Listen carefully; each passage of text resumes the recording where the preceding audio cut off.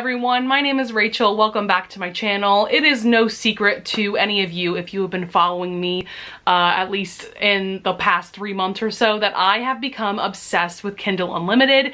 If you don't know what that service is, I'm just going to put the link down below that will explain everything because I don't want to take up time in this video explaining what exactly it is. But I finally broke down in May and got myself a subscription. I got like the first 2 months free, and then I want to say in July was when that free trial ran out, but there was a deal going on, I want to say around like Prime Day or something, where you could get like a full year subscription for a really great discounted price. So I took advantage of that deal. So I have a year of Kindle Unlimited to look forward to, and I'm really excited about that. I have just been binging so many books off of this service. I haven't read any non-romance yet off of Kindle Unlimited. I know it exists, but most of the books off of this service are definitely romance, and in particular I've been reading a lot of novellas. I have just become absolutely obsessed with them because they're really quick short reads with plenty of smut, so what's not to love, right? So I thought today I would talk about my recent favorites since subscribing back in May. I think I have about 12 books to talk about in today's video. I'm gonna kind of give you guys like a quick rundown of what these books are about and why I love them so much, but I don't want to spend too long on each book because I have given you guys really detailed reviews in previous wrap-ups and things like that. You can also check out my Goodreads if you want to see my completely full detailed review of any of the books that I mentioned in this video. So first things first, we have the Ice Planet Barbarian series by Ruby Dixon. What's funny about this is that I read book 1 back in like January of 2020, and then I didn't feel the need to pick up the other books until this past May. And what's also weird is that I started binging this series like right before it got really big on TikTok. Like all of a sudden everybody is obsessed with this series on TikTok, and I love that for Ruby Dixon, but it just feels so random. So yeah, I binged books 2 through 8 in the past couple of months, and my personal favorite of the series so far is book 2, which is Barbarian Alien, which is why that is the book that I put over here. I love this one so much actually because Liz is just so sassy and strong. She actually reminds me just a little bit of Nesta from the Akatar series. And then I love Rahash, who is the alien hero, because he's just like a great, scarred, grumpy, I think he's also a virgin hero. I love all of those tropes. And so yeah, this is still my favorite one to this day, but these books are like candy to me. I know going into them that I'm gonna have a good time. I always give them 4 stars. They are just great. If you don't know, the basic premise is basically that there are like these 12 women that are on a spaceship. They have been kidnapped by this other race of aliens that are really bad. They want to sell these women what sounds like into sex slavery or something like that.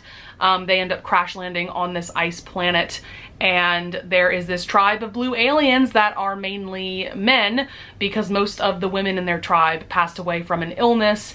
And so what ensues is that each novel is about a different couple, mainly a human woman and an alien man, although I know there's a couple of books throughout the series where we have an alien heroine, which is really nice.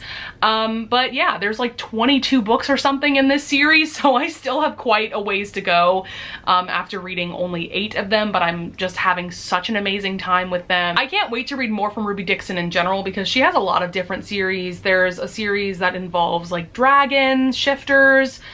She has a spin-off of the Ice Planet Barbarian series, which I think is called Ice Home. Like, she just writes so much, and I can't wait to dive more into her backlist. All right, now we have to talk about Jessica Kane. So I read 10 Jessica Kane novellas in the past 3 months. So yeah, because the very first novella that I read from her was Breaking the Bully. This was back in like late April, I think, and I quickly became absolutely obsessed with her. Most of the novellas that I've read by her, I've given them 5 stars, but there have been a few duds along the way, but most of them I have just absolutely loved. And her writing style is just so addictive, and the plots are ridiculous. The heroes tend to be over the top, but I am just so here for it. So I'm gonna kind of quickly touch on my top 5 novellas that I've read from her so far. And this is another author that I highly recommend if you're in a reading slump, because all of her novellas are pretty short. lots of smut, just a wonderful time. You get to turn your brain off, you know what I mean? So first one I have to mention is The Husband Sitter. This one's definitely really unconventional. We have our heroine, Astrid. She's a very powerful natural empath. And she's been living in this commune her entire life, and her mother just sends her away because she believes that her empathic abilities are really special and she should share that with the rest of the world. She ends up answering this ad in like the personal section, but it's very vaguely worded. So she meets up with these 3 women who are named Mrs. Black, Mrs. Red, and Mrs. Blue, I believe, and they each have a husband that they want Astrid to entertain. I guess you could say, like, each of these 3 men have kind of lost their confidence and it is affecting their marriage. So essentially Astrid starts a relationship with all 3 of these men, but she also forms friendships with the 3 wives. It's a fun time. There's lots of different kinks going on because each of the men have a different kink that they enjoy, and it's short and sweet. Very non-traditional. The happily ever after definitely isn't for everybody, but I just thought that it worked so well for the story, and it's just so fun. Next one I want to mention is An Angel for the Devil. Now, this one I wasn't really sure that I was going to enjoy, but the premise was just so ridiculous that it immediately drew me in. This one, I think the heroine's name was Shelby, and I think the hero's name was Alistair.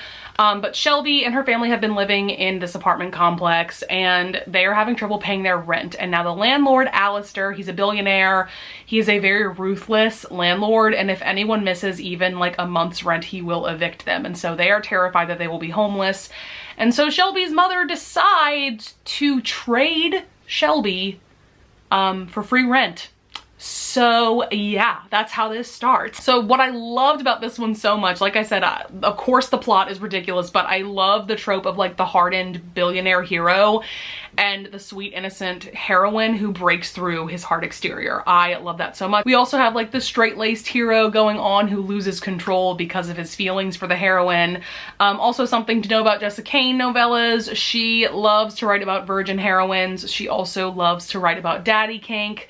This novella definitely has that in spades, so if you're not into that kink at all, you probably wouldn't really enjoy Jessica Kane. Like, there's a few novellas of hers that don't have that kink, but more often than not it does. I also want to quickly mention her 2 stalker romances that I've read. So just to give a quick synopsis of both of these, My Best Friend, My Stalker is about the hero and the heroine. They meet, they quickly become best friends, though the hero is definitely obsessed with her in like a romantic way, and so through being roommates he kind of worms his way into her life, and once they start a relationship he becomes her stalker, and if any man gets near her he like gets crazy and beats them up basically. Like, it's definitely one of those kind of stories, definitely one of Jessica Kane's like darker romances. But I love this one so much because the heroine becomes a stalker back. Like, she starts to stalk him, especially towards the end, and like that dynamic was just so much fun. And then My Husband, My Stalker is about our heroine who had been kidnapped before the novella starts by a co-worker, and now she lives a very sheltered life. She's afraid of everything, understandably so. So our hero, I think he's also an ex-con. No, I think he's an assassin, like a hitman, and he just randomly sees her news story on the news and immediately falls in love with her and decides to create this persona of being like your normal average guy. He pretends to be like this insurance salesman when he's definitely not, and so they quickly fall in love and get married, and things go on from there. These are just both fantastic stalker romances. I love stalker romances because it brings the obsessive / possessive hero trope like to the extreme, and it's just everything. Jessica Kane writes that so well. And then the last Jessica Kane novella that I have to talk about, I promise I'm gonna stop talking about her, but Husky. This is one of her big boy romances. She's written quite a few novellas about heroes that are bigger men or plus size men, however you want to refer to them.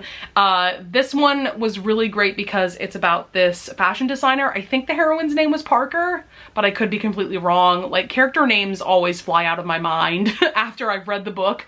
But she's a fashion designer in New York City. She won like a Project Runway type show, and now she is putting on her very first runway show. She's feeling very uninspired about her men's line, and so she randomly goes into this dive bar, sees the bartender who is this big lumberjack looking kind of dude. So they're immediately attracted to one another, and she asks him if he would model for her in her runway show and if she could design clothes for him, and things go on from there, and it's just fantastic. I absolutely need to read more of her big boy romances because this one was absolutely fantastic. Next up, I quickly want to mention an author that I've gotten into a little bit, and that is Cora Riley. All of her books are on Kindle Unlimited, and she's most well known for her mafia romances. This is her Bound by Blood series, I think it's called. The first book is Bound by Honor. I read the first 3 books, I think, in the span of 1 month. I started reading them for the Mafia Romance Readathon, and I just kind of kept going. These books are so easy to read, just so addictive.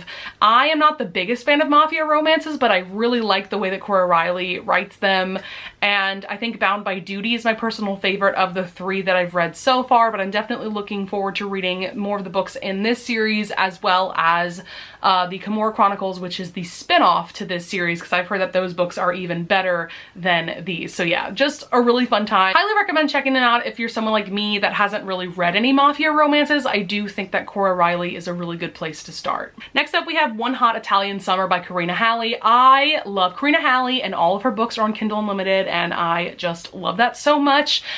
This is literally the perfect summer read. It takes place in Italy, in the Tuscany area. And this is so good. We have a heroine who is an author, but she was a part of an author duo, but her friend who was her co-author passes away very suddenly, and so she doesn't know how to write without her friend, and so her agent offers for her to stay in her villa in Italy to get some inspiration for writing, and so she goes. But there is this man Claudio who lives there with his son Vanni. So this one's fantastic because it is a fantastic single parent romance, and Claudio is like the perfect hot Italian man. He is just everything. He is so sweet, so sexy, so swoony. And yeah, Karina Halley, I just love her book so much, and this is definitely one of my favorites from her. So highly recommend. Next up, we have Kidnapped by the Pirate by Kira Andrews. This is the perfect male historical pirate romance. I'm just gonna leave it at that. It's also an age gap. We also have kind of a Grump Sunshine trope going on. It's just read it. It's fantastic. The audiobook is on Hoopla, by the way. It's just everything. So good. Next up, we have Bottle Rocket by Erin McClellan. This is a part of her So Over the Holidays novella series, but you can definitely read these as standalones. This one, as you can tell, is based around the 4th of July. It's a second chance romance. Also involves a dominant heroine and a submissive hero. Both main characters are bisexual as well, and Erin McClellan loves to incorporate toys in her steamy scenes, so that's all I'm gonna say about it. This is just such a fantastic novella. I went on and on about it in one of my recent wrap-ups, so that's also why I'm gonna stop myself. Then let's see, we have The Risk by S.T. Abbey. This is book 1 in a 5-part novella series. I actually just found out today, the day that I'm filming this, that the author whose pen name is S.T. Abbey, she actually very recently passed away from a very sudden incident. That's all the information that we have to go on, and so my thoughts and prayers go out to her family. This first novella was absolutely fantastic. The premise is just incredible because we have a heroine who is a serial killer. She has this list of men who did something very terrible and traumatic to her 10 years before the novella starts, and so she has been slowly killing them off as revenge. She starts dating this man Logan, who is an FBI agent, and he specifically investigates serial killers, and he is working on her case. So obviously they are doomed from the start, but this novella just was so addictive, and I can't believe I haven't jumped into book 2 already because I just really enjoyed this one so much. And then let's see, I think I have one last book to talk about, and that is A Lady of Rooksgrave Manor. Okay, this is, you know, I've read some pretty crazy books in my life, but this one is just on a different level. I wouldn't say that this is like the most crazy book that I've ever read, but it's just on its own level of crazy. So this is a reverse harem. So we have our heroine, Esther. This is also a historical paranormal romance. So we have Esther. She is a housemaid for this family who has to let go of all of their servants. I can't remember why. I think they have some financial ruin going on. She meets this doctor, Dr. Underwood, who has been tending to her employer. And so he recognizes that Esther is someone who enjoys physical pleasure, if you will. And so they actually have like a one-night stand and things are going great until he turns into a kind of a monster. It's kind of like a Dr. Jekyll, Mr. Hyde situation, except it's Dr. Underwood and Mr. Tanner. But Esther's just having the time of her life with him, and so he invites her to go interview at Rooksgrave Manor, which is this place where human women entertain men that happen to be paranormal creatures. So she ends up working there, and it's a reverse harem because she has 5 different men that she is in relationships with. We have the Dr. Underwood, Mr. Tanner, we have a vampire, a golem, a sphinx shifter, and an invisible man. So this was just as amazing as everybody said that it was. I remember Jen from the Book Refuge, I think, was the first booktuber that I saw talk about this book, and highly recommend it if you're someone like me that is just starting to get into reverse harems. I think that this one was really well written. I will say I do think this book is very long-winded. I think it was almost 400 pages, and it took me a while to read. It took me a while to get through, and I think that's mainly because it's like 90% sex scenes, and for whatever reason, steamy scenes just take a while for me to read and make sense of. So yeah, just like know going into this, this is not a quick read. At least it wasn't for me, but I highly recommend it, and I thought it was fantastic. And this is book 1 in a series, so I can't wait to see what Catherine Moon does with this series going forward. All right, guys, that's going to be it for my recent Kindle Unlimited favorites. I would love it if you would leave a comment down below if you also have Kindle Unlimited, and if you would give me some recommendations, because I am always looking to add to my already massive TBR. I would also love it if you would leave a like and subscribe, and I thank you so much in advance if you do, and I will see you guys in the next video. Bye!